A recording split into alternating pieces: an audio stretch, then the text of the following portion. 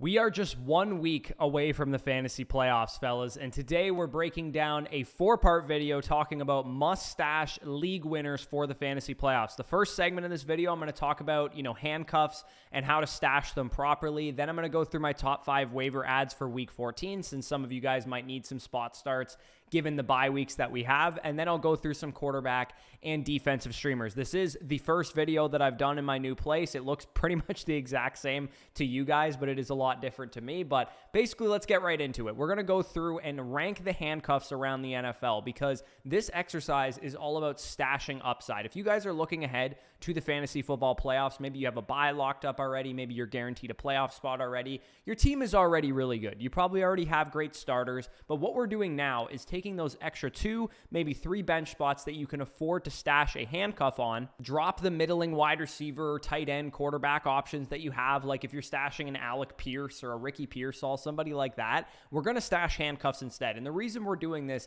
is a couple of different reasons, but starters, running backs are the only pieces that can see a huge upgrade in their immediate value, because at this point in the season, the wide receivers have broken out already. The tight ends have broken out already. The quarterbacks have broken out already. The only position that can gain value is running back, because if the starter goes down ahead of them, then the backup is going to spike big time in value. Hence, Isaac Guerrero this week, who I'll talk about later in this video. It is very rare that we see a random wide receiver or tight end come out of the woodworks in week 14 of the NFL season. If a rookie wide receiver or a young guy was going to break out, it probably would have happened already. So this strategy of stashing handcuffs on those extra couple bench spots that you have has literally won me a league. Back in 2021, I won my home league because I started Rashad Penny, Sony Michel, and Darrell Williams in the fantasy championship, who were all handcuff running backs that I talked about in this very video in week 12 of that season. In full disclosure, I shouldn't have won that league. I had no business winning that league. My team was in 5th place. I barely snuck into the playoffs, and I just happened to pick up the right players that helped me propel myself to win that championship by rostering handcuffs on my bench. I was in possession of a few league winners that season during my title run, of course, Rashad Penny being the biggest guy of that group. So that's the main reason we're doing it, but also we're trying to block your league mates from getting these players as well. So if you're stashing handcuffs because you just have empty bench spots that you don't really need, you might as well do it, because if they pop up on the waiver wire and your league mates go and pick them up, then they can use them to beat you in fantasy matchups. So it's a win-win. Whether you get the production or you block your league mates from getting the production, it's great news all around. So now what we're going to do is we're going to rank all of the handcuffs in the NFL. We're going to assume that every known starting running back goes down with an injury. How would we rank these guys from a fantasy perspective based on, their workloads, based on the usage that we've seen from them, based on their own ability, the offenses that we play for, all that kind of stuff, and how valuable these handcuffs would be. Would they be kind of like immediate RB1 types? Would they be high-end RB2s? Would they just be volume plays? Or would they kind of be like low-end flex plays that we don't really care about? So during this exercise, what I want you guys to do on your end watching this video is think about how many spots you can afford to burn. So look at your rosters right now. Maybe you have 6 bench spots. If you have 2 players that you can reasonably drop that are not going to make a big impact on you, then you should stash handcuffs instead. Let's say you have Alec Pierce and Adonai Mitchell on your team.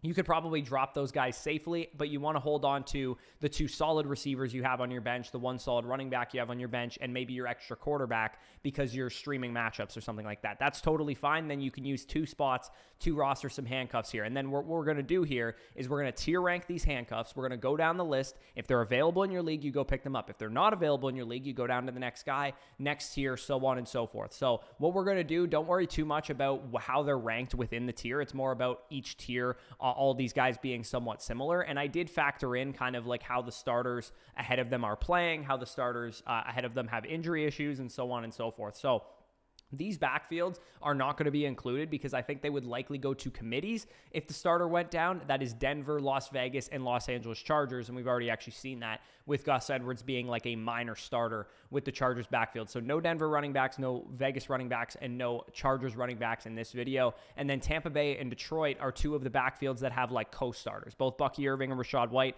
play about an equal amount. David Montgomery and Jahmyr Gibbs play about an equal amount. It goes without saying, but if either of the one guy went down in the other backfield, the other guy would be a league winner. But I'm sure they're not, available in your league. They're probably heavily rostered in most people's leagues. So let's start with tier 1. These are the RB1 upside handcuffs. These are priority dudes.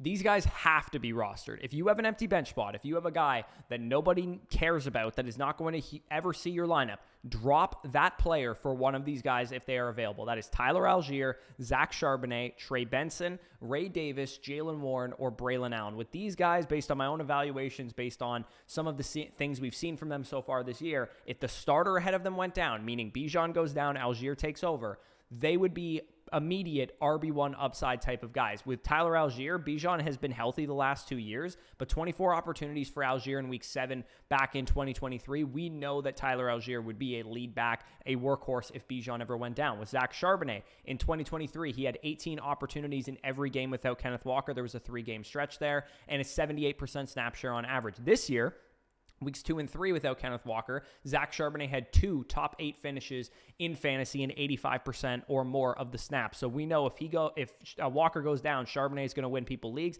Those 2 guys absolutely need to be rostered in every league format. Trey Benson, we don't have a sample size of him without James Conner, but he was my RB1 in the 2024 class. The Cardinals are a division-leading team. They're a top 12 to 15 offense. I believe if Conner ever went down, and the likelihood of Conner going down is pretty high given his age and injury history, Trey Benson could win people leagues as well, which is why I think he is a very, very coveted handcuff as well. Ray Davis, week 6, James Cook was out. We saw what he was able to do, 20 carries, 3 targets, RB11 on that week, and in spurts, he's also been very good when he's gotten opportunities for the Bills. And again, it's the Bills. They're a great team, great offense. You love Ray Davis if he is, to be thrusted into the starting role. Jalen Warren, Najee has notoriously never missed a game. So this one we've never seen a sample size of, but Warren's a great player. He would be elite if he got the full workload there. We just have never seen it. So this one's a little bit more risky, but I'm kind of projecting elite RB1 upside if Najee were to ever miss any time. And then Braylon Allen, same thing. Brees has not missed any games this year. 17th highest graded running back in the NFL, though, is Braylon Allen. So if Brees missed any time, I think Braylon Allen would be extremely valuable. I think you could definitely argue him in the next tier down, but I still feel very good about those guys. So again, if any of those guys are available, go and stash them. If none of them are available, every guy that I just mentioned is rostered, then we go down to the next tier of running backs, which is the tier 2 guys, high-end RB2 upside. Jonathan Brooks, Kareem Hunt, Tank Bigsby, Austin Eckler, Isaac Guerrero, Blake Corum, Roshan Johnson, and Tajay Spears. With Jonathan Brooks, again, similar to Benson, we don't have any sample of him being the RB1 yet, but he did have a nice second game back from the injury. I think he's definitely arguable a little bit higher than this, but if Chuba Hubbard went down, he would be extremely valuable. I don't think there's any debate there. Kareem Hunt, we've already seen him be the lead back. 15.4 PPR points per game from weeks 5 to 12. Isaiah Pacheco appears to be back, and he is going to start to work into the full workload. He would be an RB1 upside guy if he was more involved as a receiver, but knowing that Pacheco is taking over that role, and when we saw Kareem Hunt healthy, he started to taper off his efficiency a little bit, so that's why I have him a tier down, but he definitely would still be valuable in the event that Pacheco re-aggravates his injury. Tank Bigsby, weeks 7 and 8, he had the backfield to himself. He was 19-plus opportunities in both games, top 7 finish in week 7. So Tank Bigsby, if ETN were to go down, definitely a viable and a valuable RB2 option as well. Definitely stash him. Austin Eckler, heavily rostered right now, but he has played a few games with Brian Robinson out or limited. Week 6, week 9, week 10, week 12. 2 of those 4 games, he finishes a top 13 running back, but only receiving roughly 14 to 17 opportunities per game. And he's dealing with a concussion right now, so he could actually be dropped in a number of people's leagues, but definitely maybe stash him, assuming he doesn't go on IR with that concussion. Isaac Guerrero, this one is the most timely because, of course, Isaac Guerrero is the single best waiver addition this week because Jordan Mason and Christian McCaffrey are out, and I am not ranking these guys based on who is best currently. I'm ranking them on if the starter ahead of them went down, who would be the most valuable? And Guerrero just happens to have his starters go down already. So definitely, when I talk about the waiver additions, he is a blow your fab type of guy, but he is probably going to be a high-end RB2 more so than a low-end RB1 or a high-end RB1 because I do believe they're going to use a committee approach of some kind. They're going to use use check. They're going to use whoever else they have on the roster. That is what Kyle Shanahan typically does when his starter is out of the lineup. So Blake Corum, no sample of Kyron being out, but McVay gives his starter a full workload, which is why he's in this tier. Roshan Johnson, again, no sample of him being the starter either, but he is a top 25 graded running back and a good receiver. So I think if Swift ever went down, he would be a very viable option. And then Tajay Spears to close out this tier. No sample of him being the starter, but based on his ability shown as a rookie and when healthy in 2024, I believe he would be a 14 to 16 type of PPR point per game type of score if Tony Pollard ever went out with an injury. So skimming through to the next tier, again, if you still have bench spots after all of the guys that I just talked about so far, you could definitely stash some of these guys as well. Just keep in mind, if you have a very good roster, these guys probably wouldn't, really hit your lineup unless you, suffered some injuries yourself. Raheem Mostert, Devin Singletary, Dameon Pierce, Cam Akers, Antonio Gibson, Khalil Herbert, Keaton Mitchell, and Jerome Ford. Again, if you have extra bench spots, you wanted to stash one of these guys, you definitely could. With Mostert, he was an RB1 in points per game last year, so there's a good start there. If Achane were to go out, he would be valuable. Dameon Pierce, previously a very talented running back. Joe Mixon, also a lengthy history of injuries, and he's a little bit older. Cam Akers, he was the lead back when Aaron Jones was in the medical tent the past couple of weeks, so keep that in mind. Antonio Gibson had 17 opportunities when Ramondre Stevenson was out back earlier in the season. Devin Singletary, 2 top 12 finishes weeks 1 to 4 when he was the starter, so if Tracy ever went down, I think Singletary would carry the ball, no problem. Khalil Herbert, we don't have any data really of him on the Bengals being the starter, but if Chase Brown went down, I think Khalil Herbert has been talented enough the past couple of years that he would probably see a lead role. And then Keaton Mitchell, high yards per carry as a rookie, probably would split touches with Justice Hill if Derrick Henry ever went down, but I do feel good about him getting a lot of the carries. And then Jerome Ford, early on in the season, weeks 1 to 5, we saw him post 11.9 PPR points per game, but that was also with Deshaun Watson, and this offense is a lot better with Jameis Winston, so it's possible he'd be a little better if Nick Chubb were to re-aggravate his injury. But again, these guys are mainly just volume plays, a little bit less upside than the ones that I've talked about before. So again, go tier by tier. If you disagree with some of these guys, that's totally fine. The point is we're stashing high upside handcuffs, high upside running backs to help our fantasy football playoff chances so that if these guys end up becoming relevant, they're automatic starts, right? We don't have to worry about when to start or when to sit them because they're getting a full workload. We would just throw them into our lineup. Otherwise, you probably don't have a good enough team to win your championship anyways. If you're talking about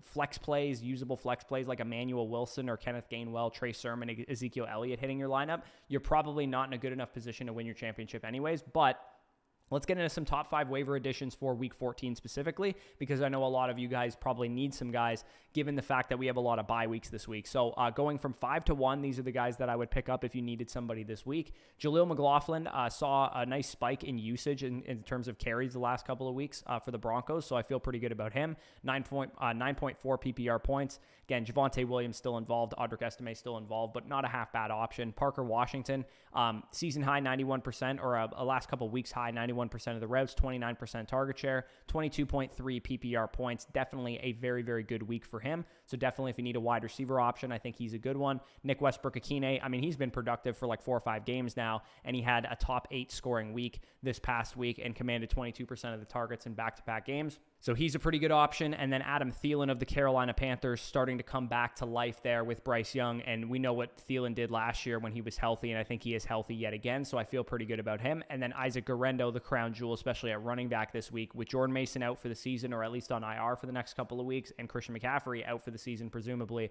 We did see Isaac Guerrero in week 8 post a very, very solid top 10 week when he was kind of thrusted into the starting role when Jordan Mason went down on Sunday Night Football with a shoulder injury. So I think Guerrero is probably going to be the type of guy that everybody's going to be blowing their fab budgets on. I actually think, relatively speaking, this is a pretty good week of waivers. I mean, Parker Washington, Nick Westbrook-Akine, Adam Thielen, you could start those guys next week in your week 14 lineup. And then Isaac Guerrero, I do believe he'll be a fixture of like RB2 territory as far as like my weekly rankings are concerned. So moving into the quarterback streamers and the defense streamers, because I know a lot of people like to get ahead of the slate. If you guys are, locking up a playoff spot already or whatever the case is, you want to stash a quarterback for a great matchup, stash a defense for a great matchup. These quarterback streamers are the top 10 to 12 matchups on the entire, rest of the season. So I've highlighted some guys that I think are really good options. Kyler Murray obviously has a great schedule, but he is probably not available in a lot of people's leagues. Baker Mayfield, Kirk Cousins, and Bo Nix, the more, widely available guys, I would say,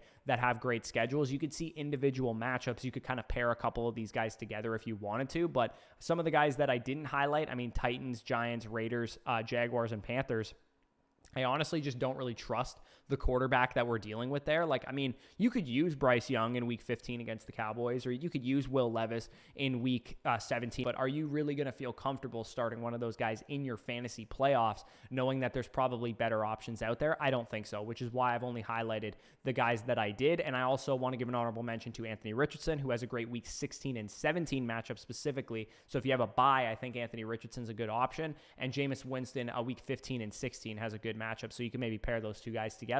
But again, you probably have better quarterback options than that. Maybe I'm just talking in terms of super flex at this point.